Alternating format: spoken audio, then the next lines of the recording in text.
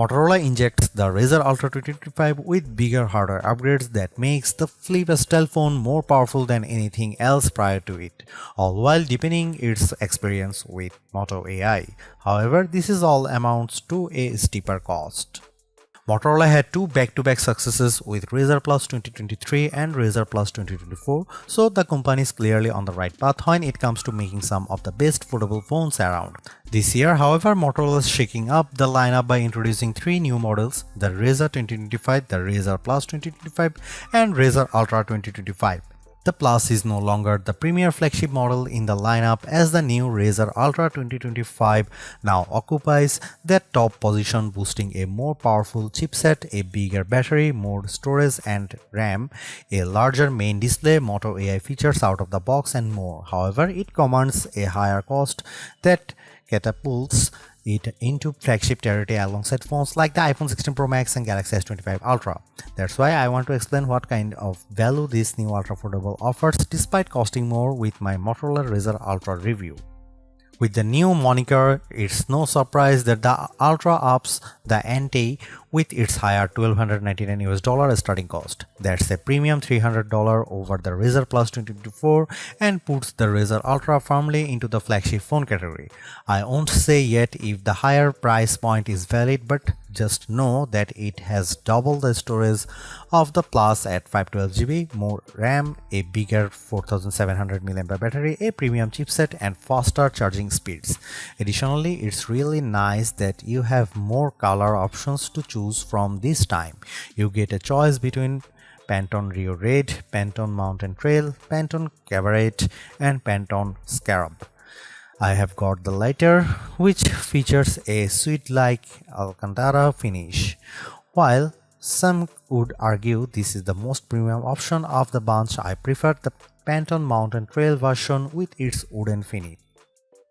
Motorola hasn't made any drastic changes with the design of the Razr Ultra 2025 since it bears many of the same design aesthetics as last year's Razr Plus 2024. For a flip-style phone, it's still a charming design with its thin construction, although it's a touch thicker, wider, and heavier than its sibling in the Razr Plus 2025. The hinge, too, feels more substantial because it's reinforced with titanium. In addition to the gapless design as before, the crease in the middle of the display isn't as deep as before, even if it's still visible at just the right angle. More importantly, I really like the snappier response of the hinge, which is not as stiff as last year's Razr Plus 2024. For a phone that folds, it still feels incredibly sturdy, which is backed up by its IP48 rated construction, but I'm not confident that the Alcantara will hold up as well as some of other finishes. Not only do I worry about it staining, but I also wonder if it will fade with frequent wireless charging. Apart from the new finishes, the only other design changes involves the addition of the AI key on the left side of the phone. While the design remains largely unchanged, the new hinge design and additional finishes continue to make it charming amongst foldables. It's a minor size upgrade in my opinion, but the Razr Ultra 2025 now packs a 7-inch Super HD AMOLED display. That's a mere 0.1-inch increase over display size in the Razr Plus 2024 and 2025. First of all, I will say it's a good looking display complete with wide viewing angles, bright colors, and tons of details. And while the 22:9 aspect ratio doesn't interfere with how I generally use the phone, it does sort of make the video watching experience a bit odd, largely in part of how standard 16:9 videos have gaps on the left and right sides. I could perform a zoom to get videos to fill the entire screen, but then it crops a lot of the top and bottom. Thankfully, it's still brilliant looking with its peak brightness output of 1835 nits. This actually comes up short compared to the record-setting mark of 2158 nits achieved by the Razr Plus 2024, but it's still incredibly bright by today's standards. In fact, few phones have exceeded 2000 nits in our lab testings. On the outside, it will feature 4.0-inch POLED display with a resolution of 1272 by 1080 pixels. It's sharp and detailed and allowed me to better use the phone one-handed. Due to how it can run any app in full screen mode, I really love this, even though the camera lens can sometimes cover up parts of an app I need to access.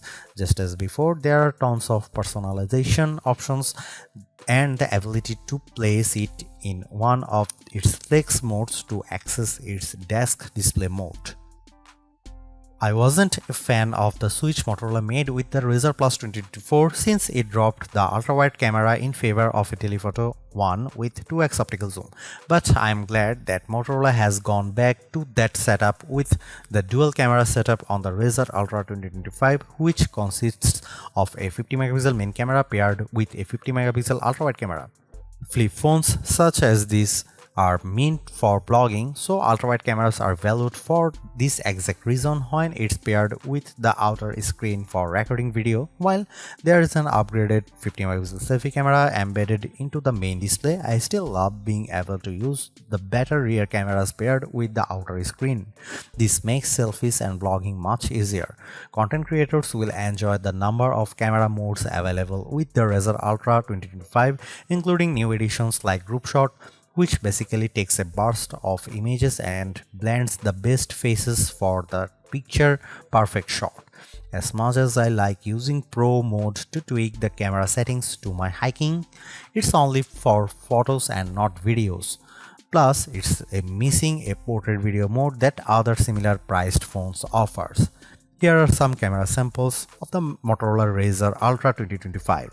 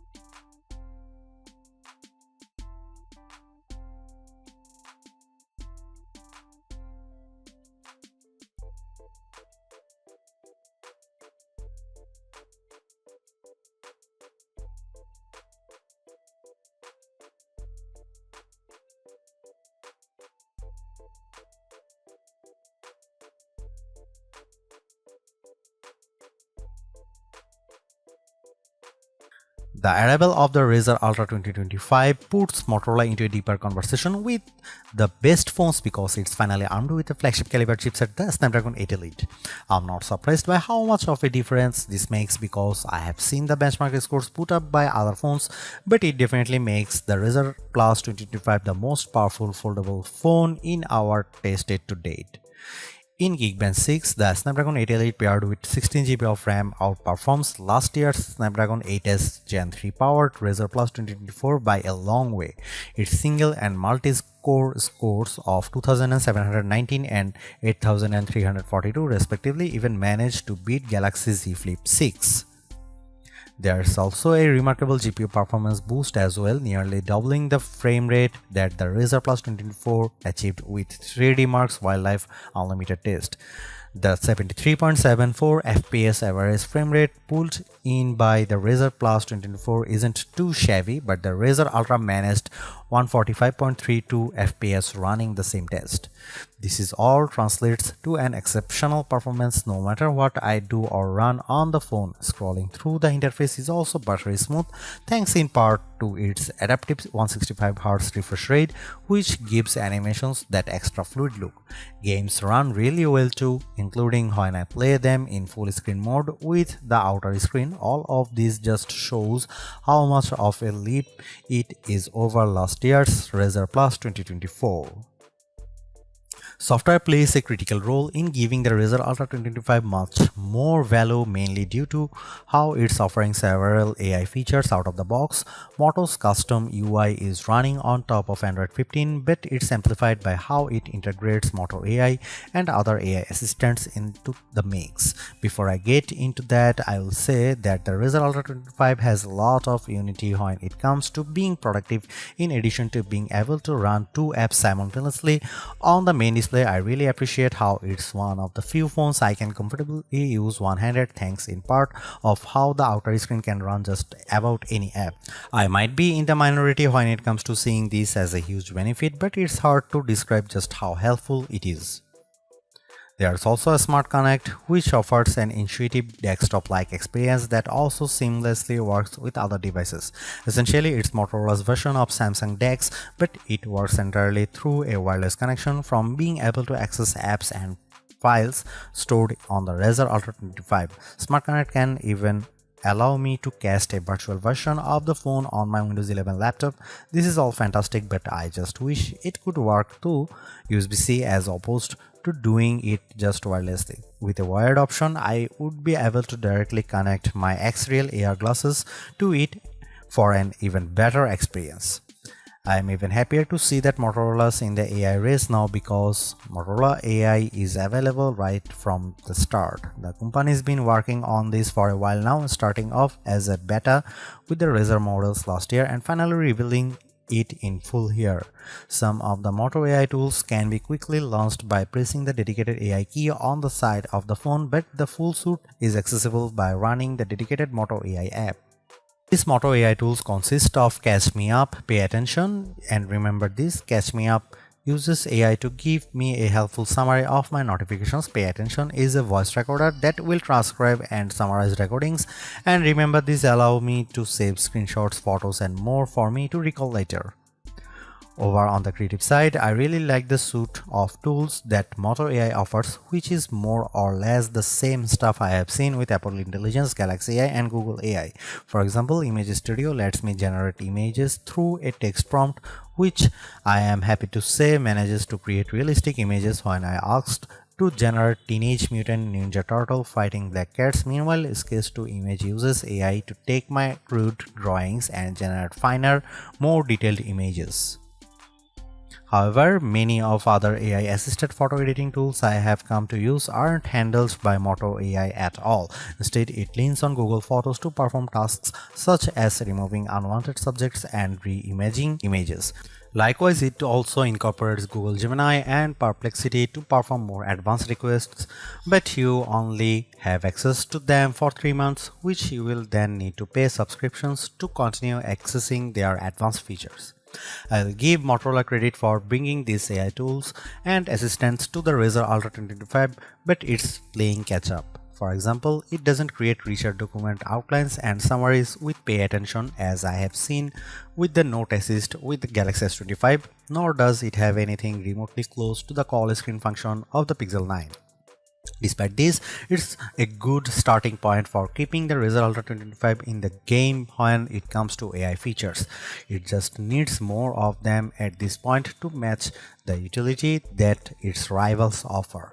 At the same time, I am disappointed that Motorola still keeps to 3 years of software support, which is laughably short compared to other phones.